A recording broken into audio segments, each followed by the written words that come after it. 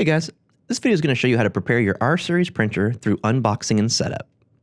Starting with the initial wrapping, go ahead and remove the plastic as well as the straps, then remove the top. Inside you will see two bars in front for the stand assembly and two large poles in the back to help your team lift the printer onto the stand. While you are here, I recommend grabbing any accessories such as the paperwork, power cords, and screws located in the styrofoam. Once complete, we will remove the holders from the outside of the box. Simply pinch and pull to remove all the tabs in the front, the sides, and the back. With those removed, we can now take the outer box off to access the inside easier. Again, go ahead and grab any accessories that may be remaining.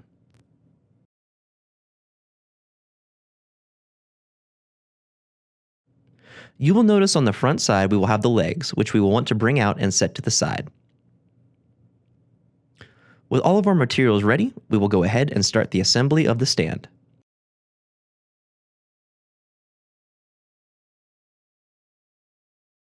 Starting with the first two bars we took out, we will use the flat piece with two screws on both sides as our main base. After removing the tape, position the screws inside of the legs as shown. We will use the included Allen wrench to tighten the screws into place once properly aligned.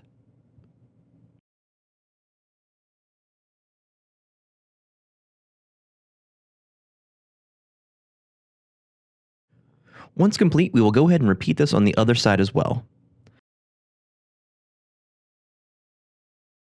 Again, make sure that the screws line up with the holes, and we will tighten with the Allen wrench from the other side.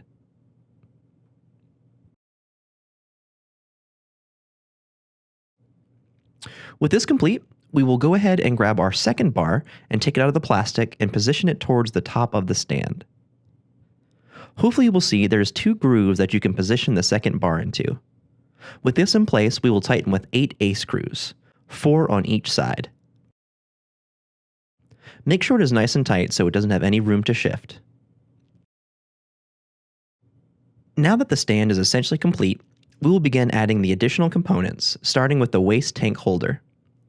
This will be put towards the bottom on the right side of the stand and secured with 3 B-screws. 2 of the B-screws will be in the front, and 1 of those B-screws will be on the inside. With that complete, we will add our final piece to the stand, which will hold our waste tubes in place. One for the ink and the other for the optimizer. Again, once in place, secure with 1 B-screw.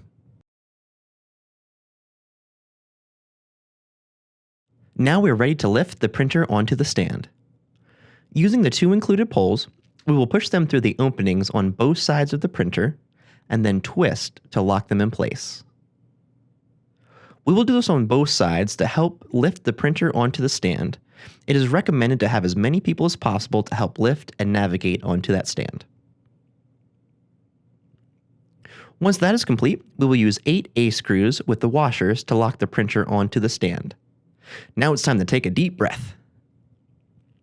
We are ready to open the second box with our heater and bulk ink system.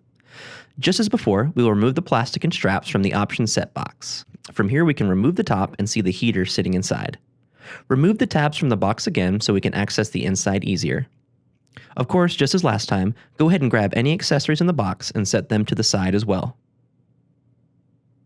When it is time to move the heater, it's recommended to use 2 people to move and place in a safe area as it will be needed for later.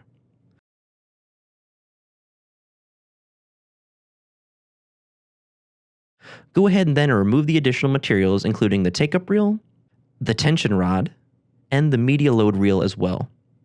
From here, we can also move the bulk ink system from the pallet to a safe area for later. Now, starting with the take-up reel on the front side of the unit, go ahead and grab and open the additional parts box. In here, you will find 2 additional brackets and screws.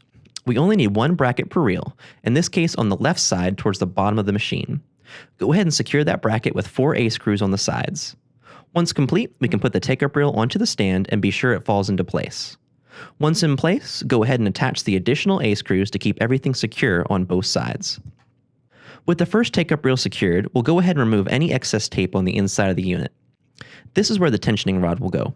Carefully load it inside where it lines up with the rods on the side and secure with the included brackets in the parts box. Now, we will go ahead and flip the unit around to attach the media feed reel just like the one in the front. With the additional bracket, we will put this one on the right side and again secure with 4 screws like we did last time. Go ahead and put the media reel on, making sure everything lines up properly. From here, we will again secure the remaining screws. I will go ahead and remove the tape and roll, and with this much assembled, we are ready to put it in its final place. With our printer in place, we will bring our bulk tank next to it for the final connections. Starting with the waste ink hoses, we will take them out of the bag and separate them into the waste bottle holders. One will be for the ink and the other for the optimizer in 2 separate bottles. Using the 2 separate line holders, go ahead and put the caps on as well so nothing can be moved. Next, on the back media reel, remove the plastic piece on the left side of the reel. Here is where we will connect our first line. You should see in the back of the printer a cord with a skinny white end that plugs directly into the reel. Once complete, thread the cable neatly and put the cover back on. Next, we'll take the other 2 cables and attach them to their respective components. The smaller one goes inside towards the back, while the other will be the right above the media reel on the left side of the printer. Open the main cover as well as the 2 sides and slide the sides left and right to access the prongs where we will set the heater. With 2 people, lift each side on the respective prongs to hold it into place. From here, you can screw in both sides to secure and close all the covers. With that completed, we will tie the additional cords from the heater to the right side of the printer. I do recommend keeping your cords as organized as possible, and don't forget to plug the power cords from the heater into the back of the machine. Next up is our bulk ink system. Go ahead and move it into place, and with the wires connected, attach it to the stand. This prevents the printer being moved without the bulk unit. After removing the plastic and blue protection piece from the bulk hose, go ahead and insert into the back of the machine and clamp down so everything is securely in place. We can also use the included zip tie to keep everything neat. Add the 2 brackets in the bulk system so it doesn't get knocked over, and it's time to attach the final cords. Go ahead and plug the power into the bulk system as well as the USB.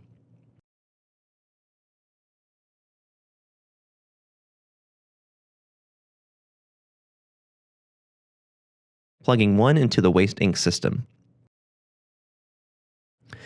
Last but not least, we'll go ahead and add our signal lamp.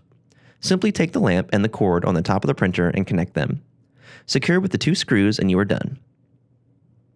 Now, we can finally attach the main power from the printer to the wall using our 220 outlets.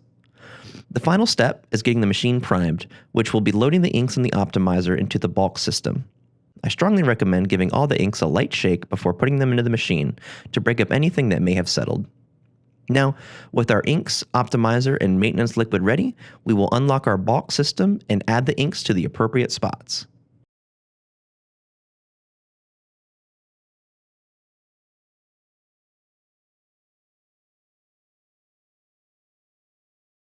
On the inks, you should see a handle with 2 holes and a chip. These holes will match up with the trays in the R5070 and will slide right back in. Make sure it does fall securely in place. Go ahead and flip the tab down and we will reinsert back into the bulk system. Rinse and repeat for the remaining inks. Once all the inks are added and the doors are locked, we are ready for boot up. Congratulations!